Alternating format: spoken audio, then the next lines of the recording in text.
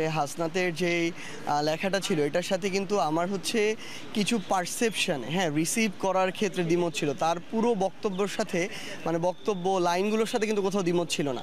একটা জিনিসকে ওর জায়গা থেকে যেভাবে রিসিভ করেছে খুব স্বাভাবিকভাবে আরেকটা মানুষ আরেকভাবেই রিসিভ করবে, এটা মনে হয়। সেম একটা জিনিস আপনার যেরকম মনে হবে আরেকজনের ওরকম মনে নাও হতে পারে ওই জায়গা থেকে। কিন্তু যে বক্তব্যগুলো দিয়েছিল যে একটা হচ্ছে নতুন করে আওয়ামী লীগ, রিফাইন্ড আওয়ামী লীগের যে আইডিয়া, এই সামগ্রিক বিষয়গুলোতে কোনো দ্বিমত ছিল না। এবং আমরা আমাদের জায়গা থেকে স্পষ্ট করে আমাদের পার্টির পক্ষে যেটা বলেছি, আমরা ওই জায়গায় আমরা সবাই ঐক্যমত যে এখানে শুধু বাংলাদেশ সেনাবাহিনী না, এই বাংলাদেশে আর কেউ যেন আওয়ামী লীগের যে কোনো ভার্সনের গল্প না শোনায়। এবং দ্বিতীয়ত হচ্ছে আমরা আশা করব যে বাংলাদেশ সেনাবাহিনীর প্রতি আমাদের যে রেসপেক্টের জায়গাটা আছে সেটা প্রতিষ্ঠান হিসেবে তারা ধরে রাখবে।